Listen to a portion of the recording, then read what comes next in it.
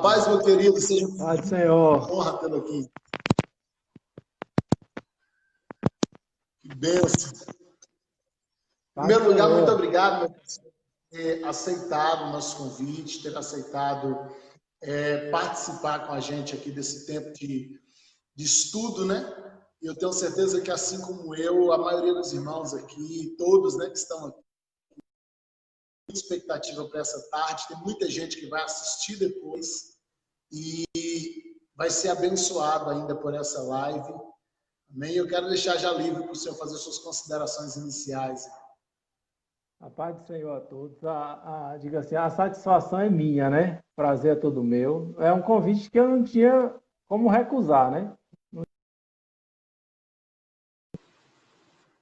E espero contribuir, né?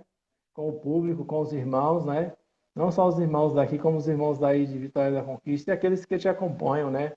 Costumeiramente, as suas lives. Conduzir nesta tarde, que possamos ser instrumentos do Senhor para ajudar na edificação daqueles que estarão nos assistindo agora e que assistirão depois também. Deus abençoe a todos. Amém. E me tira uma dúvida, eu citei aqui antes do senhor entrar, que se o senhor já não tem 3 décadas dando aula de escola bíblica, deve estar beirando isso, eu acredito que já tem até passado. Revela esse segredo aí pra gente. Não, assim, tem mais de, não tenho 3 décadas ainda não, mas eu tenho mais de 20 anos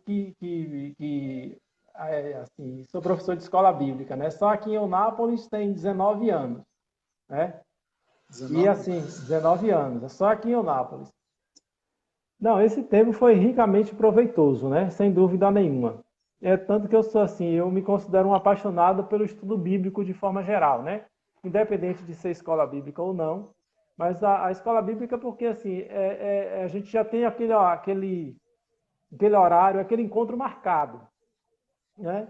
E ele é de uma riqueza, para mim, extraordinária. Não dá para comparar. Eu costumo falar, como já alguém já disse, que escola bíblica é o maior seminário que existe. Né? Porque lá você aborda todos os temas da Bíblia. Você não passa nada, certo? E tudo assim, de uma forma bem didática, né? Bem tranquila, entendeu? Você passa por um tema hoje, você pode voltar a esse tema daqui a 2, 3 anos, 4, 5 anos de novo, e já volta com uma, digamos assim, com uma nova visão daquele mesmo assunto, já ampliando o que foi falado, o que foi visto da última vez. Então, é extraordinário. Eu gosto demais, estou apaixonado por escola bíblica, por estudo bíblico, né? E considero essencial, indispensável para o crescimento de qualquer crente. E quando eu digo qualquer crente, eu quero destacar também o obreiro. É aquele que se propõe a ser obreiro do Senhor. Se ele não gosta de estudo bíblico, ele está com algum problema.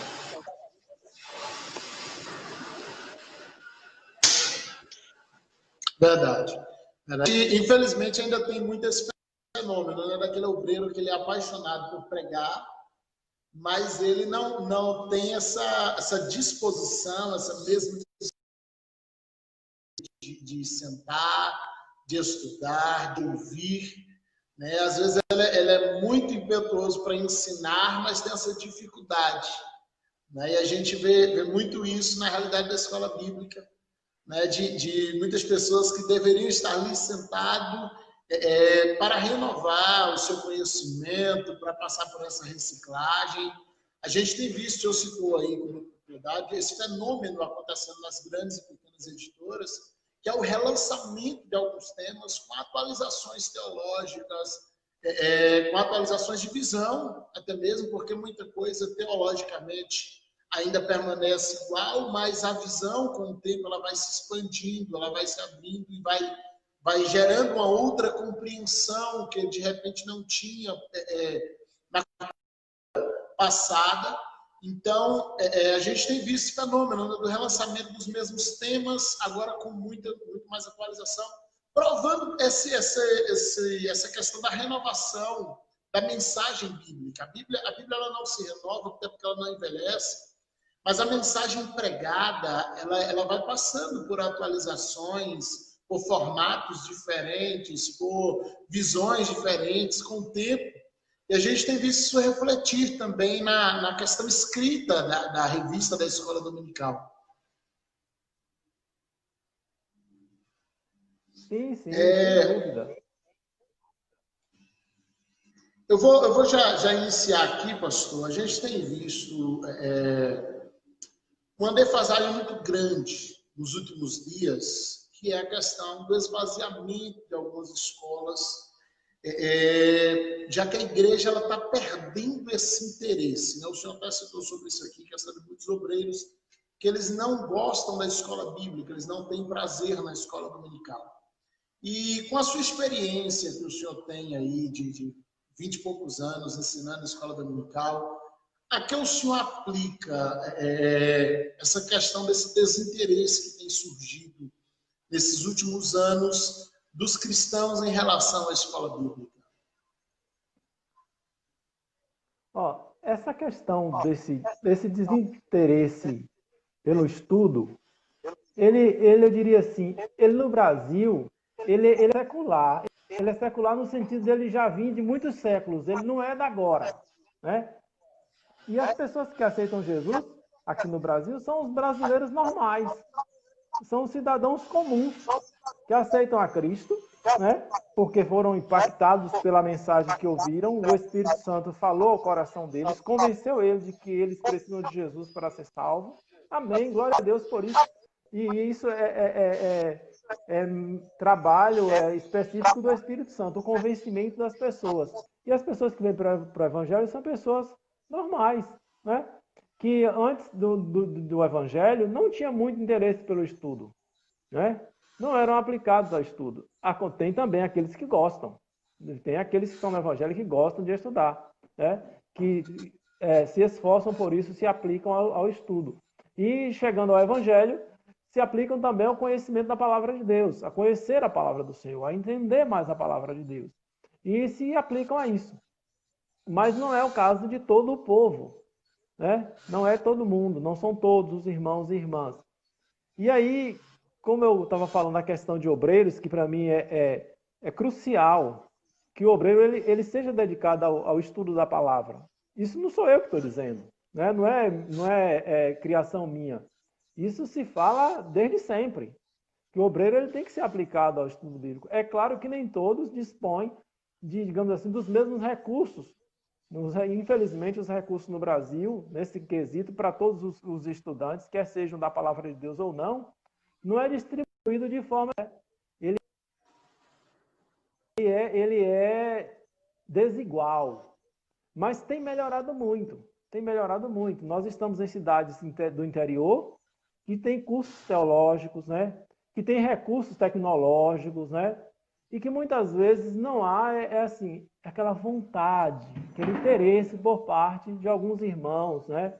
Que são crentes fiéis, sinceros, homens e mulheres de Deus, dedicados, né?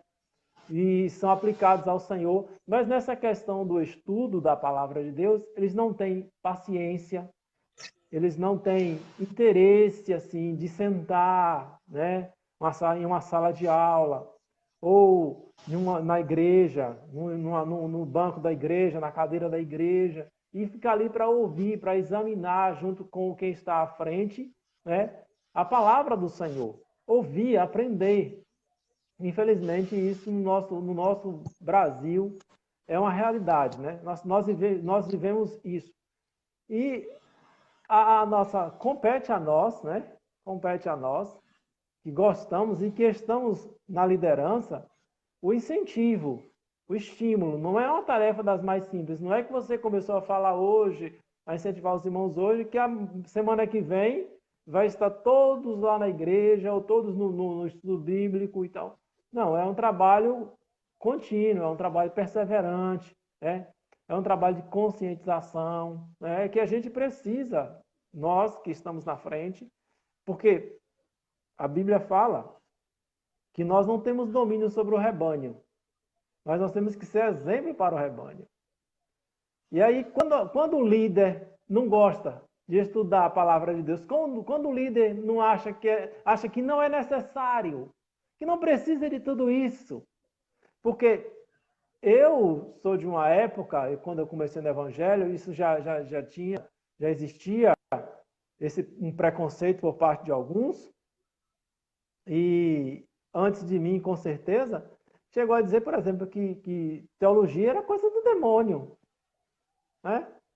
De tão preconceituoso que era, de tamanho preconceito.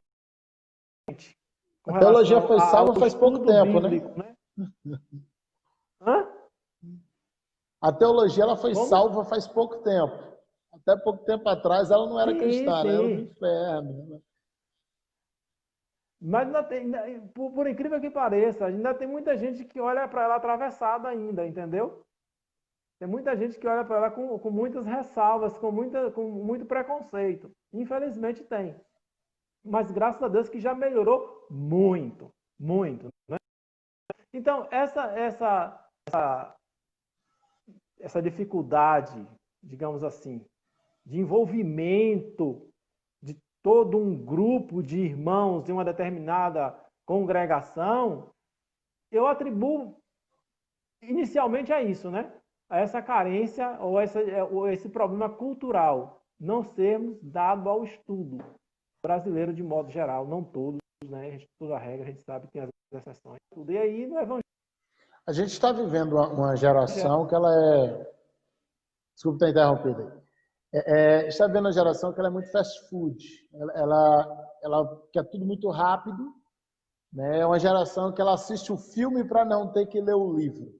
Né? A gente vê, eu sou novo, eu acho que metade da idade do senhor aí, eu vou jogar as folhas lá em cima para me sair bem. Mas eu ainda peguei um pouquinho. Eu lembro com 12, 13 anos, eu tinha lido aquela coleção Vagalume. Né? Não sei se alguém mais lembra daquela coleção Vagalume, histórias infantis. Com 12 anos eu tinha zerado a coleção Vagalume, que acho que eram uns 20 e poucos livros. Então, assim, a gente cresceu na escola, era um livro por semana. A escola, todas as escolas, eu acho que pelo menos as que eu estudei, tinham bibliotecas e a gente era incentivado a pegar esse livro, a prestar conta da leitura. Então, é um incentivo que ele já não tem mais. Então, a gente passa por uma nova reformulação cultural, em que o estudo, mesmo lá fora, ele já não está sendo visto como tão importante. Exceto aquele estudo da pedagogia da catequese, em que eu te dou uma pergunta e resposta, para você apenas decorar. Né? Pensar e encontrar as respostas por si mesmo. E isso, de algum modo, eu acho que interfere para a gente cá também. A gente recebe essa geração que ela não foi treinada estudando, e ela chega na igreja e ela tem dificuldades, né, de se adaptar. Quando ela chega na igreja, alguém está lá dizendo, você vai ter que ler a Bíblia, você vai ter isso, ter aquilo outro. E o pensamento que o crente tem em mente é, eu vou para a igreja para ouvir a mensagem e ser abençoado no final com oração, com a profecia, com a revelação, porque é isso que eles vieram buscar. E aí eu já jogo para a gente como líderes agora, o senhor citou aí a questão de pastores que muitas vezes não dá o devido incentivo e crédito na hora do marketing da escola dominical. Mas como a gente lidar com essa geração aí, como fazer para mudar essa mentalidade, uma vez que isso é geracional? Não é um problema isolado daqui ou dali. Olha, eu volto à questão do incentivo, né? Eu entendo que o líder, afinal de contas, ele é líder, né? E o líder ele tem um grande poder de influenciar, ele tem o poder de influência. É o que a Bíblia fala, para ser o exemplo, né? Davi foi um excelente guerreiro, mas ele estava lá na frente de batalha. Ele estava lá no combate. Ele não simplesmente mandava os outros irem, ele ia também. Ele estava lá na frente. A idade, já correndo riscos, ele foi para frente de batalha, né? Ele não fugiu, não. Ele só deixou de ir porque os soldados, os que estavam à sua volta, disseram, não, você não vem mais não, porque você não pode morrer aqui. Você não pode morrer no campo de batalha. Né? Mas por uma questão de condicionamento físico dele. Mas por por Davi, ele estava lá. Então, o líder, eu entendo que começa por aí. Começa pelo líder. O líder entende que estudar a palavra de Deus é importante. O líder compreende que as ovelhas, o grupo que ele lidera, precisa conhecer a palavra de Deus mais, além do que é dito numa pregação. Será que ele considera que o que é dito numa pregação é suficiente para alimentar o seu povo, para alimentar aquele povo que ele é responsável? Né? Eu lembro-me que eu li um livreto, e ele ainda tem ele comigo, ele é bem pequenininho, e ele conta a história dos últimos relatos da vida de um determinado pastor, que ele já passou para o Senhor. E nesse livro ele relata a consagração dos últimos obreiros que esse pastor fez. E a mensagem que ele deu aos pastores foi o seguinte: naquele dia o Senhor ia perguntar a vocês se vocês não cuidarem bem das ovelhas. Por que esta ovelha está magra? Por que esta ovelha foi buscar pasto em outro lugar? Nós vamos prestar conta ao Senhor do rebanho que Ele nos entregou. Nós não temos o poder de convencimento, assim, de transformação, de mudar as pessoas. A gente não tem esse poder. E o Senhor não nos deu esse poder e nem vai nos dar. Mas nós somos instrumentos do Senhor para transmitir para aqueles que são liderados a vontade de Deus, o que o Senhor quer. Então, se o líder ele ensina a ovelha pelo caminho que ela deve andar, ele está cumprindo o papel dele. Então, se ele não incentiva, se ele não considera importante, se para ele estudar a palavra de Deus não é importante, a membresia também não vai considerar importante. Não vai. Dificuldades, né? Sim. Os jovens não terão interesse. Os adolescentes também não, como você falou aí na geração fast food. Né? O entretenimento hoje está na mão dos jovens, dos adolescentes. Né? A distração está aí. As séries, né? As brincadeiras, o divertimento, está na mão deles, no celular. E como se o líder não souber conscientizar o seu público da importância da palavra de Deus, do valor que tem a palavra de Deus, o quanto ela é necessária, o quanto ela é importante, se ele não souber, ele pode fazer 1001 na sua igreja.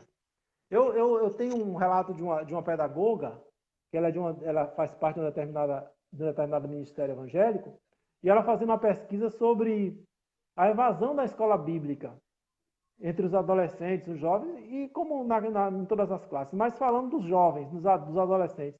E ela quis saber dos pais, foi reunir com os pais para saber. Ela primeiro descobriu que o problema era na família. As famílias não davam importância ao estudo da palavra de Deus. Não incentivavam, não estimulavam, não levavam seus filhos para a escola bíblica ou para o estudo bíblico. Para eles não era importante.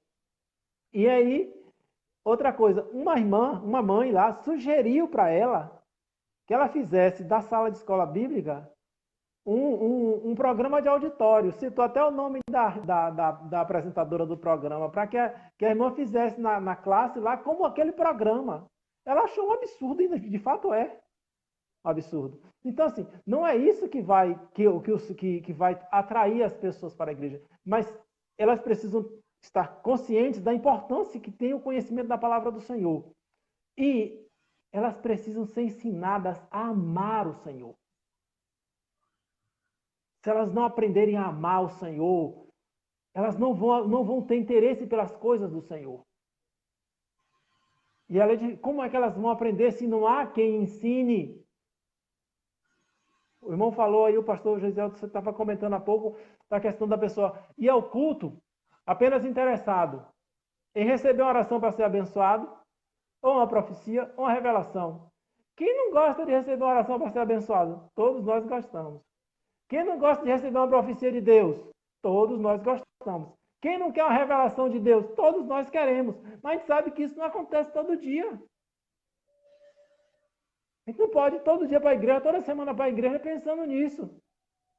E o nosso relacionamento com o Senhor? Onde é que fica? Onde fica? Nossos pais não nos criaram dando presente todo dia. Né? Uma bicicleta,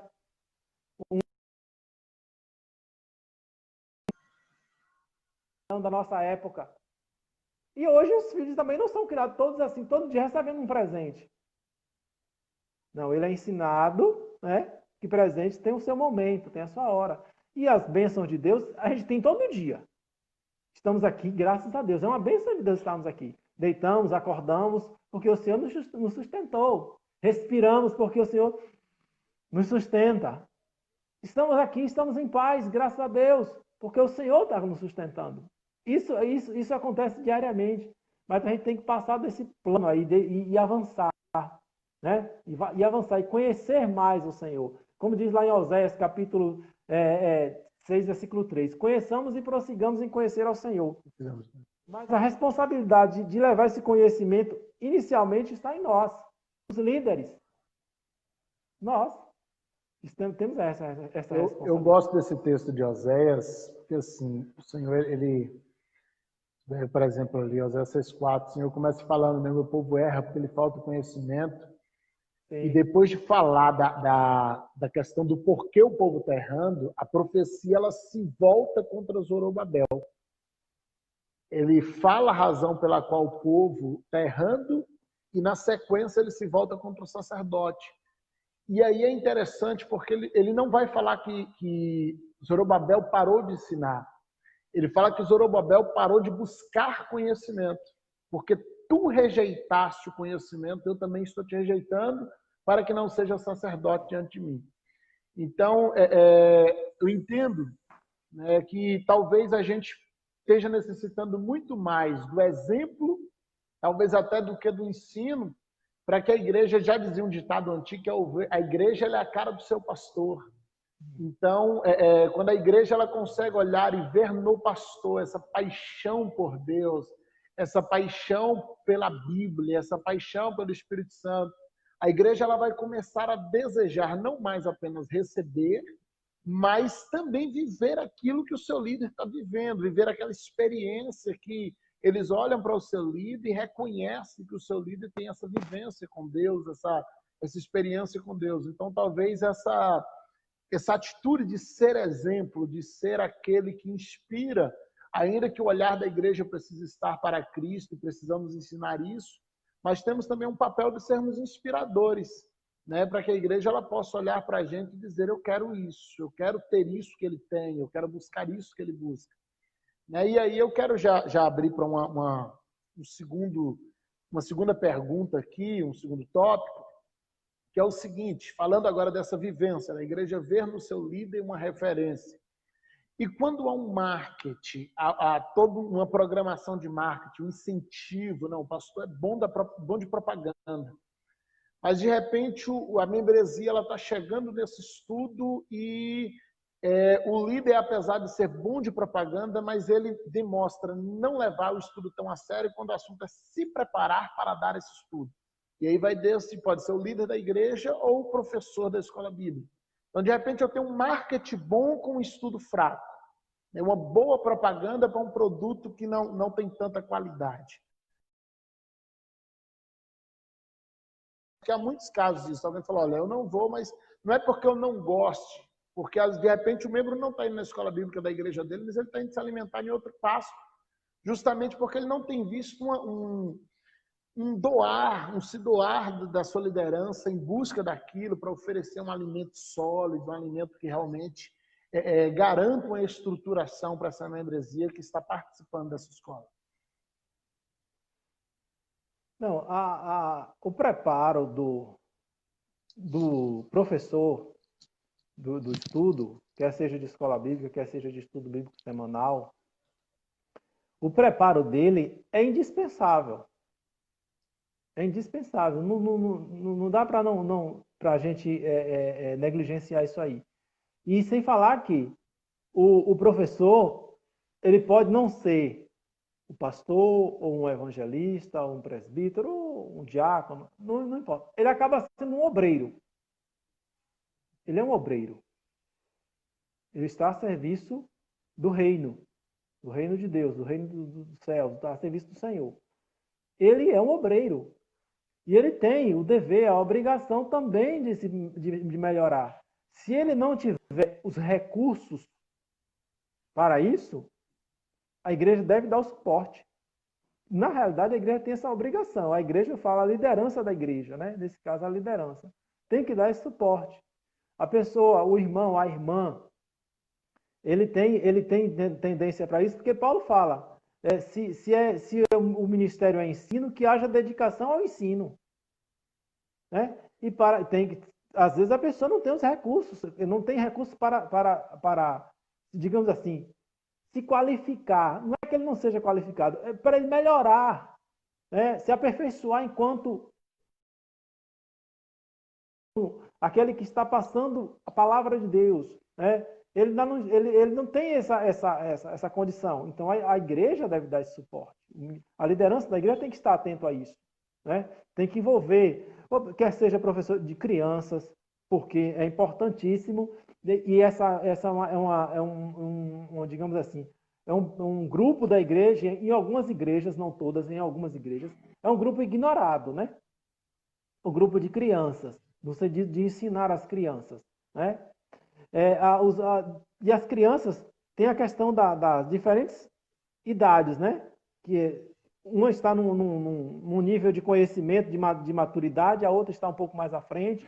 E isso estão, assim, de certa forma, estão relativamente próximos, né? E é costume algumas igrejas misturar tudo. Isso não, eu não vejo como benéfico. Porque tem uma disparidade aí nas idades, no entendimento, na compreensão. E é um grupo de pessoas que deve ser atendido com excelência. Com excelência. Porque enquanto Jesus não voltar, a gente pode dizer assim, as crianças de hoje são os obreiros de amanhã. E que obreiros nós teremos no amanhã? Se a gente não prepara eles desde criança. É preciso preparar.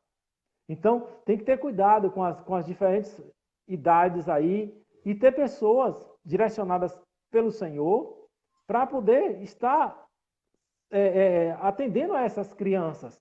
O mundo está aí fora oferecendo de tudo para tirar as crianças, os adolescentes, os jovens e os adultos também, tirar todos da casa dos caminhos do Senhor. Isso está acontecendo todo dia. E a gente tem uma preciosidade nas mãos. Crianças, os adolescentes. Então, cada líder, ele tem que estar atento. Ele não tem que só se preocupar com a mensagem de domingo que ele vai pregar. Ele tem que se preocupar com isso. Ele tem que se preocupar com a saúde como um todo da igreja, né? Da obra do Senhor, do povo que está sob sua liderança, sob sua responsabilidade. Então, é importante que ele prepare essas pessoas, invista nessas pessoas, gaste dinheiro mesmo, né? Gaste dinheiro na preparação desse pessoal, para que eles possam, para que a igreja do Senhor possa ser atendida. Porque nós estamos lidando com a igreja do Senhor, com o povo do Senhor, nós não estamos lidando com qualquer povo. Não é qualquer povo, é o povo do Senhor, é o povo que custou o precioso sangue de Cristo. É o único povo na terra que pode dizer assim, Deus está comigo. E Deus está com ele mesmo, com esse povo, que é a igreja dele. Então a responsabilidade da liderança é muito grande. Então ele tem que fazer isso, ele tem que fazer isso acontecer. Ele não faz milagre, mas ele tem responsabilidades a cumprir. Então eu entendo que eles devem preparar na medida do possível, dentro das suas condições, dentro daquilo que lhe é possível, daquilo que está ao seu alcance, preparar irmãos, preparar irmãs para as diferentes classes digamos assim, de estudo bíblico, né? Crianças nas diferentes idades, adolescentes, que tem também na adolescência também tem uma oscilação na questão da idade, né? De 12 a 17 anos e 11 meses e 30 e 29 dias, tem diferenças aí. Então é preciso que essas diferenças sejam atendidas. Sejam atendidas. E assim, se eu não sei fazer, eu procuro alguém que sabe. Eu procuro ajuda. Eu procuro ajuda de quem pode me ajudar. Na igreja está cheia de gente para ajudar a gente. A igreja tem isso. O Senhor coloca a gente lá na igreja para nos ajudar. E a gente tem que envolver todo mundo no trabalho do Senhor. Todo mundo, eu sei que nem todo mundo quer, né? Nem todo mundo gosta. Tem gente que fica se escondendo, fugindo. Bom, a gente não vai obrigar ninguém a fazer nada. Mas a gente vai encontrar alguém lá, né? A gente vai encontrar alguém que quer, alguém que pode nos ajudar. Então vamos lá. Quais são as melhores estratégias que a gente tem para a gente atender determinado público, né? Porque cada local tem uma realidade. Cada local tem uma realidade. A gente não pode nivelar todo mundo numa realidade só. Não dá. Acho que essa é a dificuldade, né? A igreja ela vai enfrentar essas dificuldades locais, porque tem questões culturais, né, de lugar para lugar. Eu separo sempre duas cidades que eu morei.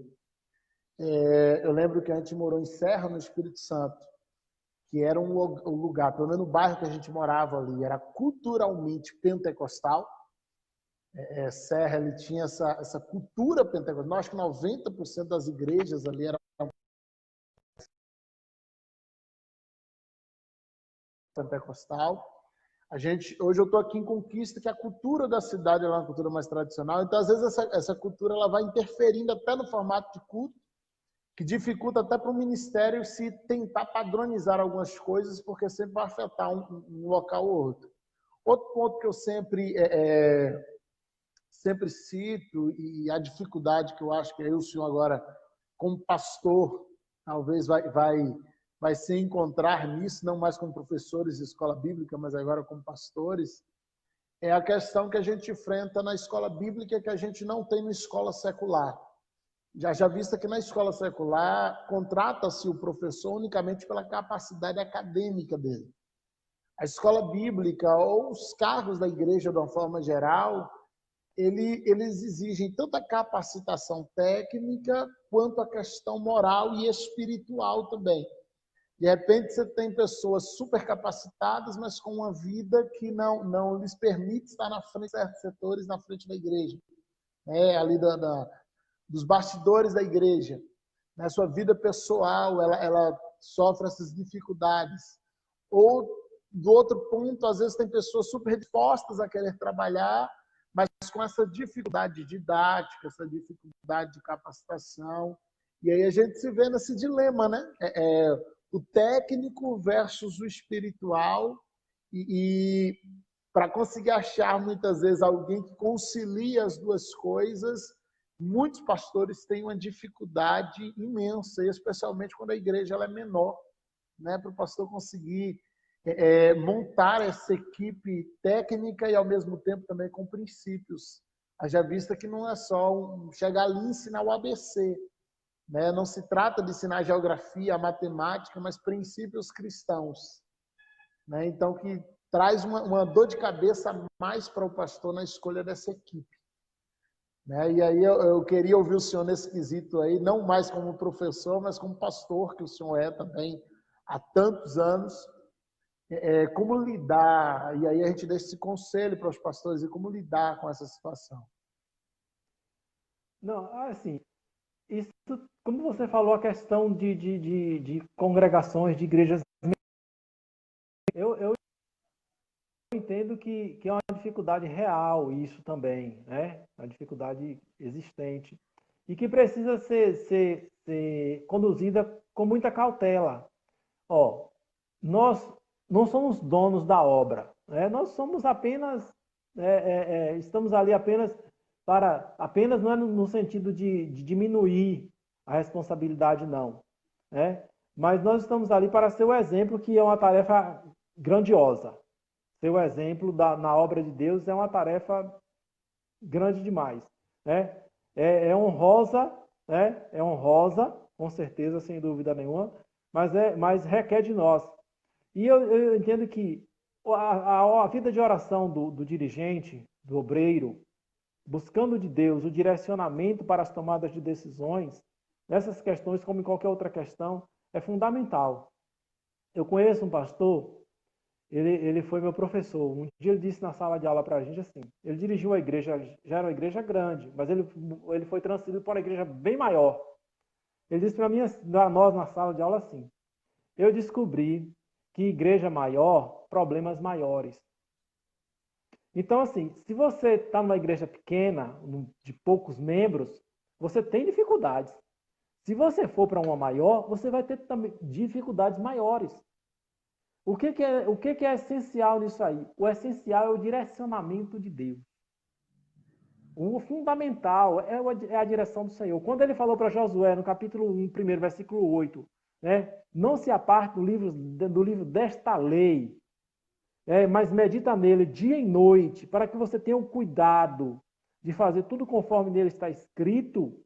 Né? Josué estava com uma imensa responsabilidade nas mãos, nos ombros ali, a partir daquele momento. Ele não era nada mais, nada menos do que o sucessor de Moisés. A responsabilidade era grande, grandiosa. Para Moisés não foi fácil começar. Não foi fácil. Né? Mas assim, como ele era o escolhido de Deus para aquela missão, ele foi aprendendo com o Senhor e foi crescendo. Né? Foi crescendo. E a fidelidade dele, a sinceridade dele, tudo ele foi crescendo, foi crescendo, foi crescendo. Certo? E ele chegou a um nível que todo mundo para e diz assim, não, olha para Moisés assim e diz assim, é demais. O homem que o rosto resplandecia, não dá para substituir isso. Então, mas para Deus é o seguinte, para Deus não tem isso. Para Deus não tem problema ele pegar um outro qualquer que ele queira, eu falo qualquer no sentido de ele escolher um outro qualquer e colocar para ser o sucessor. Para Deus não tem dificuldade nenhuma. Nós é que somos limitados. Nós somos limitados, mas Deus não. Então nós precisamos, enquanto líderes, ter esse contato. Eu costumo falar muito da questão da comunhão com o Senhor. Né? Essa intimidade, essa proximidade com Deus. Porque nós estamos aqui, por quê? Nós estamos aqui pelo Senhor, para o Senhor. Nós estamos aqui por nossa causa. Né? A causa dele, a obra dele. Senhor, a obra do Senhor. Eu preciso do teu direcionamento. Eu tenho essa e essa dificuldade. Eu tenho isso e isso na obra do Senhor que precisa ser atendido. Né? Olha, eu preciso resolver isso. Deus se encarrega de resolver. Né? Mas se não houver por parte do líder, por que eu sempre estou falando da questão do líder? Porque eu entendo que é dele que procede todas as coisas. Né? Deus pode falar com os irmãos e fala. Deus pode agir na vida dos irmãos e age todo dia, o tempo todo. Mas quando diz respeito à liderança da igreja, começa pelo líder. Começa por ele. Eu não normalmente, pastor, só interrompendo aqui, normalmente quando essa visão ela acaba acontecendo de baixo para cima, né, colocando assim em termos de eclesiologia, ela costuma dar problema. Né? Eu costumo até, já falei essa frase aqui algumas vezes, que quando acontece de ter um filho de visão, propósito, de um pai que não tem visão, de um pai que não tem alvo, a tendência é que esse filho ele vá tendo problemas e ele vá dando problemas também, até que ele acabe por se retirar. Então a gente às vezes perde muito, né? Eu digo a gente de igreja de uma forma geral, a igreja de Cristo na Terra ela perde muitos filhos que muitas vezes o Senhor chega ao tempo do chamado na vida dele, o Senhor começa a despertá-lo para algumas coisas que, na verdade, o querer do Senhor era despertar isso a partir de seu líder, mas o líder, ele se nega a ter uma visão, ele se nega a ter um propósito, ele se nega a ter um alvo. E aí chega aquele tempo de Deus na vida do filho, e se esse filho ele começa a ser despertado para uma visão, debaixo de uma tutela de um pai que não tem um alvo para dar para ele, normalmente isso vai gerar um atrito dentro da igreja, que em muitos casos termina em divisão, que não era muitas vezes o propósito de nenhuma das partes, termina em problemas internos, né, que na verdade não deveria acontecer. Então acredito que não é nem o querer fazer esse despertamento de baixo para cima. O querer de Deus é sempre tocar de cima para baixo, tocar na liderança para que esse desperte a igreja, até porque Deus colocou ele na frente da igreja. Então, é um despertar para nós, né, como líderes, sempre pedirmos a Deus que nos abra essa visão para que possamos ser esse canal de bênção para aqueles que Deus quer também levantar no meio da igreja. Sim, sim. A direção é de Deus, sem dúvida nenhuma.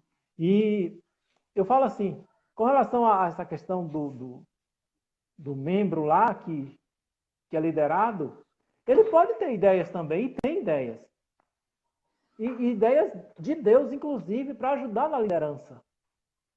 O líder precisa estar sensível a isso, porque o líder ele tem que entender que ele não sabe tudo. Ele não sabe tudo. Eu sou o sabe tudo, eu sou autossuficiente. Não existe um líder assim. Isso aí foge ao padrão bíblico, foge aos ensinamentos do Senhor, né? Completamente. Então a gente tem que entender que às vezes a ideia, Deus pode ter um irmão lá, tem uma irmã lá que tem uma ideia. Ou irmão, o pastor, o dirigente lá, como ele se está lá presente na congregação do Senhor. Que tal, olha, eu pensei isso, eu tive uma ideia acerca disso, de alguma coisa ou de outra. Eu falo isso de forma geral, né? De forma geral. Porque o que é professor de estudo bíblico lá, ele pode ter ideia de chegar para se ele não for pastor, ele pode chegar para o pastor da igreja e dizer, pastor, com relação à classe lá que eu ministro os estudos e tudo, eu gostaria eu tive uma ideia, pastor, sobre isso, assim, dessa forma, desse jeito, dessa maneira, o que é que o senhor acha? O que é que a gente pode fazer? É viável? Tem condições da gente fazer isso, da gente colocar isso em prática e tal? E amadurecer a ideia. De repente o pastor concorda 100% com a ideia, de repente ele concorda com 50%, dá uma ajustada e tal, concorda com 70% ou com 30% da ideia, e aí ele ajusta e o trabalho dá certo. Então, o líder ele não vai ter aquela coisa dele achar que ele só vai tudo receber de Deus diretamente. Não. Não está escrito que tudo é dessa forma. Pode vir por meio de outra pessoa, de um outro irmão, de uma irmã, uma ideia, um direcionamento, uma ajuda e tal. E a gente tem que estar sensível a isso, para compreender isso aí e saber como lidar com essa situação, porque pensando sempre no bem do todo, do grupo, do reino. Né? Nós, como diz a Bíblia, nós não somos dono do rebanho. Né? Não somos dono do rebanho. O rebanho é do Senhor. Nós somos os que o Senhor, por misericórdia, colocou à frente para conduzir, para ajudar os irmãos, ajudar as irmãs, e que a responsabilidade é grande, é muito grande. Nós teremos uma prestação de contas muito séria com o Senhor. Né? O que a gente não deu, que deveria ter dado, o que a gente fez que deveria ter feito e que não fez, e o que fez que não era para ter feito. É uma situação que a gente precisa dessa sintonia constante com Deus, né? Porque Moisés, ele quando Datã, Coré e Abirão se revoltaram contra ele, e que ele chegou naquele ponto lá, aquele embate lá, aquela coisa quase que épica, né? Aquele grupo de 250 homens se levantou contra Moisés e contra Arão. Moisés protestou lá, disse assim, ele disse em outras palavras, eu não fiz nada da minha cabeça, eu não fiz nada por conta própria. Né? Não, tudo que eu fiz foi o que o Senhor mandou. Tudo foi por mandamento do Senhor, é a ordem dele, não é nada meu, não é ordem minha. Né? Isso é importante. Né? Muito importante. Quando Samuel protestou diante do povo, protesta agora diante de vocês. Se tem alguém aí, se eu tirei alguma coisa de alguém, né? Se eu favoreci alguém em alguma demanda, em alguma questão, se eu recebi presente de alguém para favorecer a um ao outro, o pessoal, não, nós não temos, você não fez nada disso. Isso é grandioso, né? Isso é grandioso para um líder como foi Moisés, como foi Samuel, entendeu? Ninguém tem o que condenar, dizer assim, não, ele me favoreceu, eu te dei isso, eu te dei aquilo, favoreci você nisso, naquilo, para você fazer isso, aquilo para mim, não.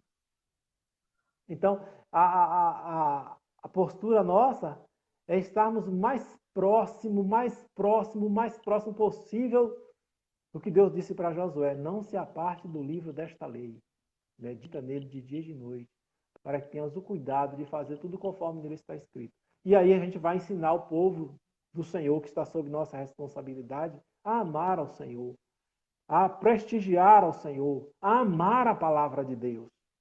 Eu costumo falar com os irmãos sobre a palavra de Deus assim, irmãos, o Salmo 23, ele tem que falar comigo hoje. Se eu ler o Salmo 23 agora, é porque é um salmo bastante conhecido, né? Lido, divulgado, por aí afora, né? Até quem não é crente, muitas pessoas que não são crentes sabem do Salmo 23. Entendeu? Ele tem que falar comigo hoje. Quando eu olhar, o Senhor é meu pastor, nada me faltará. Isso tem que falar aqui dentro de mim. Tem que falar dentro de mim. Eu não posso me acostumar com a palavra a ponto dela não falar comigo porque eu a tenho memorizado.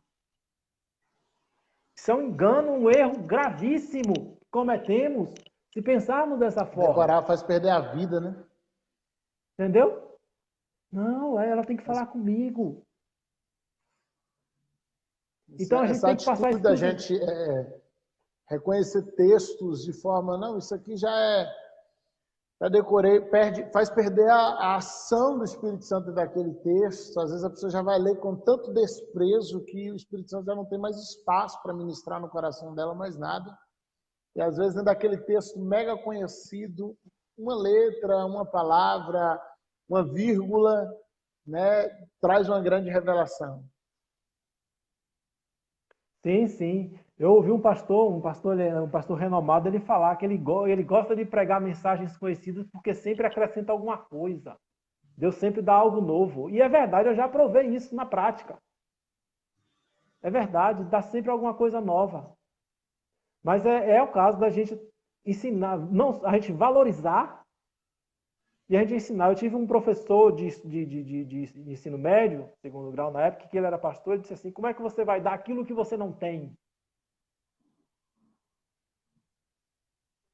Entendeu? Você tem que dar aquilo que você tem. Então, se você tem apreço, você tem amor pela palavra de Deus, se ela é para você importante e você passa isso para quem está ao teu lado, isso vai contagiar ele. A tendência é que isso contagie ele. E a gente contagia pelo exemplo. Verdade, verdade. Pastor, eu quero ter uma última perguntinha aqui para o senhor. Estou aqui só absorvendo hoje, é bom demais. Está nesse ponto aqui só de entrevistador e recebendo tudo que Deus tem para a gente aqui. Meu Deus, como tem sido coisa boa. Né? A gente teve tanto empecilho no começo aqui. Concordo. E era de se prever que ia ter muita coisa boa para a gente. Como o senhor enxerga hoje? Assim, aí eu quero trazer essa palavra motivacional agora no final. Já está caminhando aí para os minutos finais.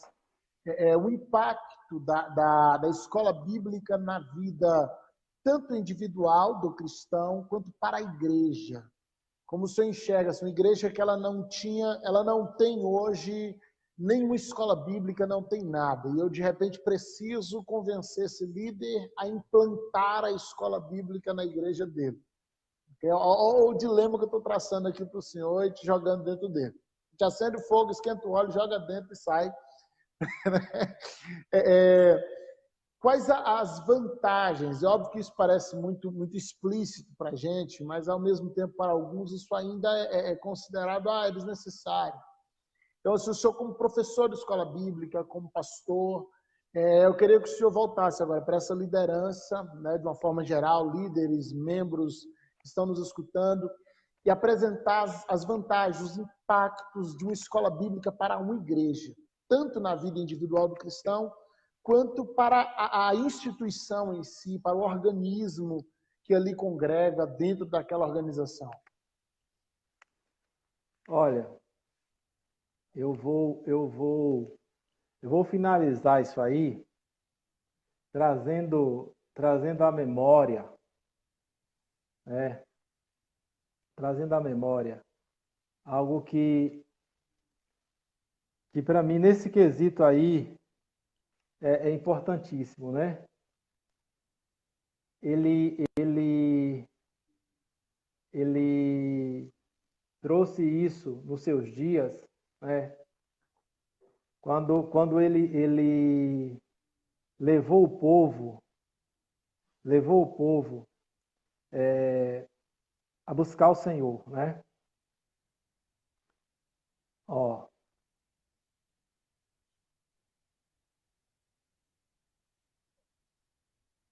quando Josias ele assume o reino, né?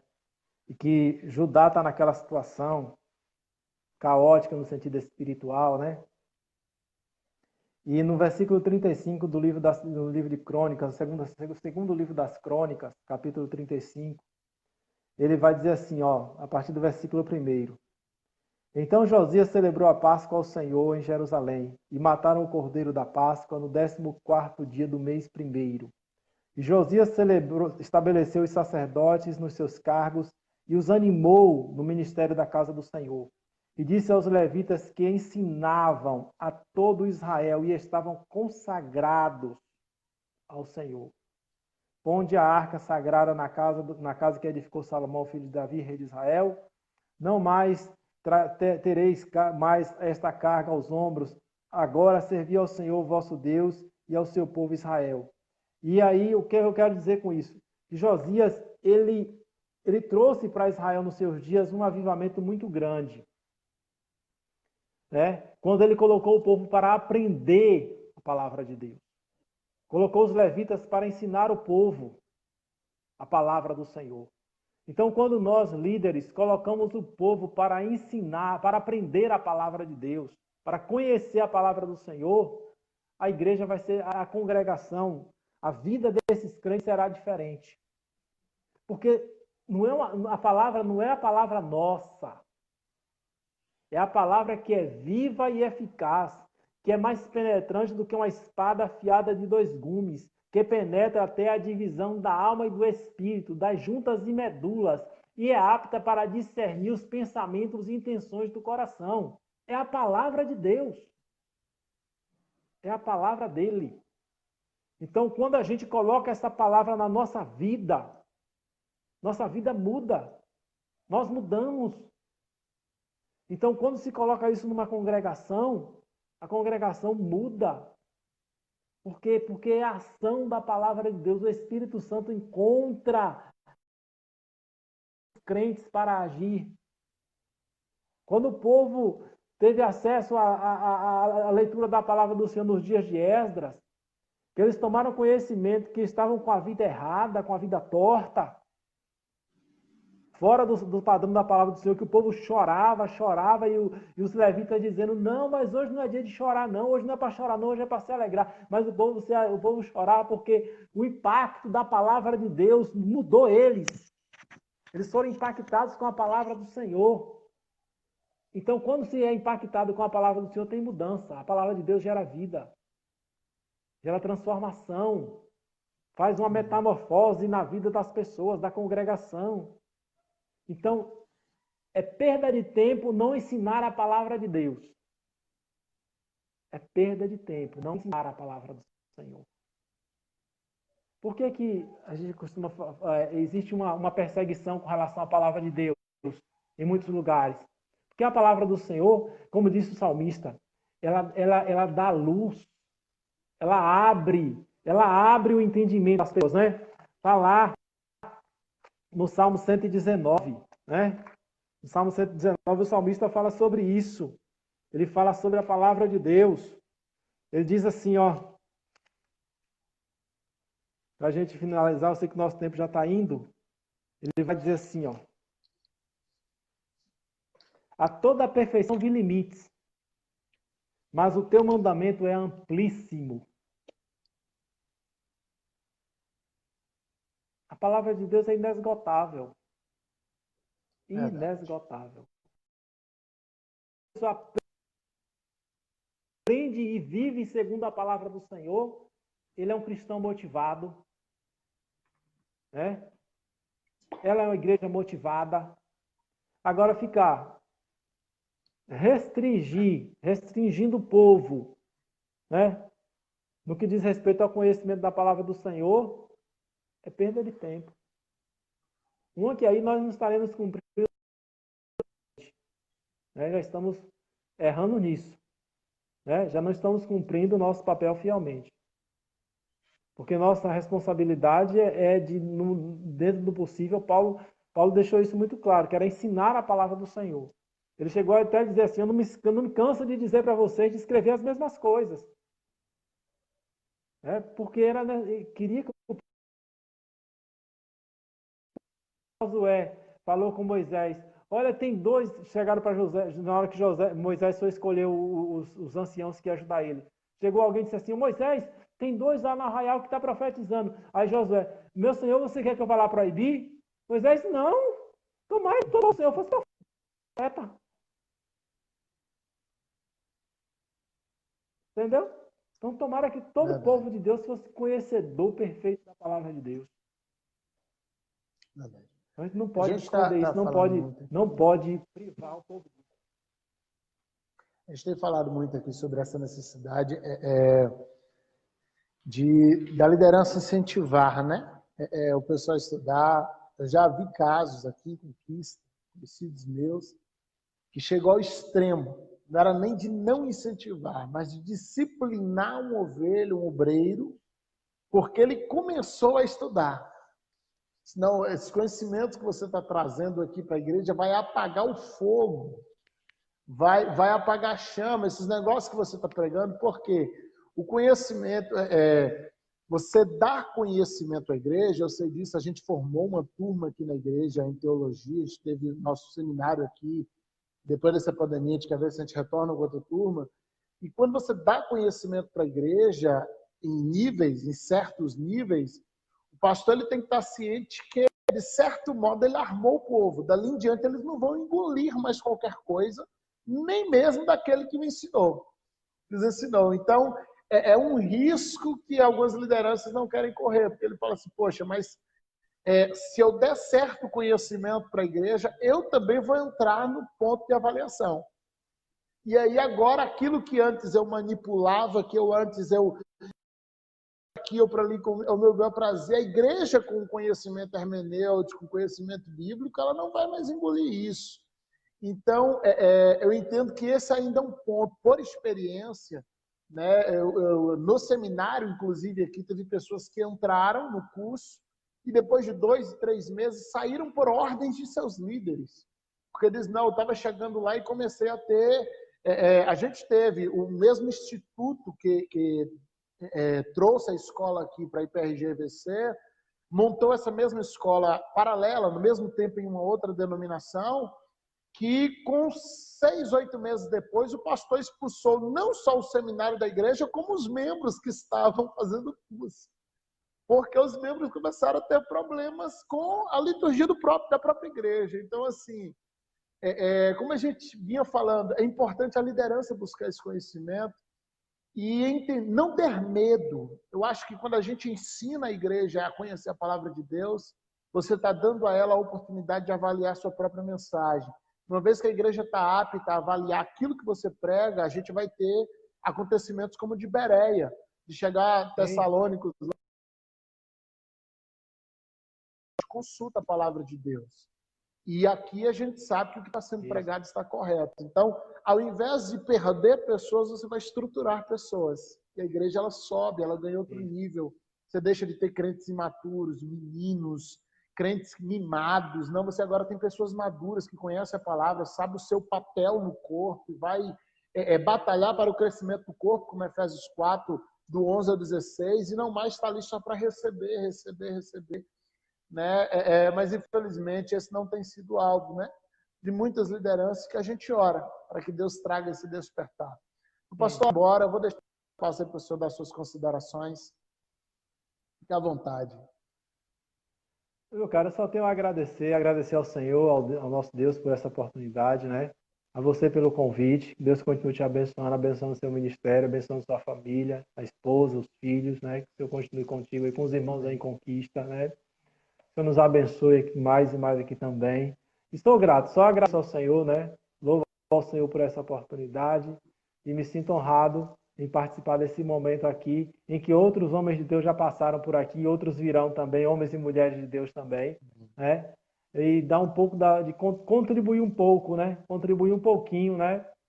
Na expansão do conhecimento da palavra do Senhor, ajudando alguns irmãos também, aprendendo também, porque a gente uma das riquezas do ensino é que você aprende enquanto ensina, né?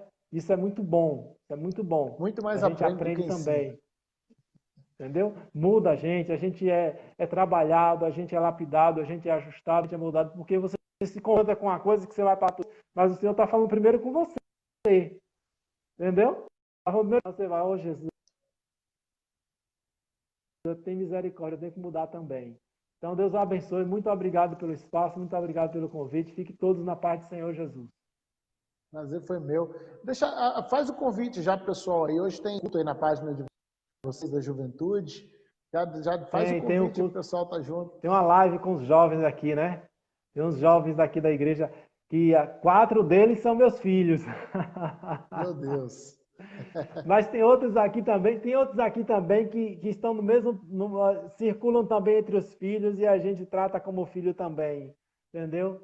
Estão no meio também. Então, a bênção do Senhor, tá bom? Agora, a partir das 19h30, na página aqui da igreja aqui do Dina Borges, aqui em Eunápolis. IPRG Dina Borges.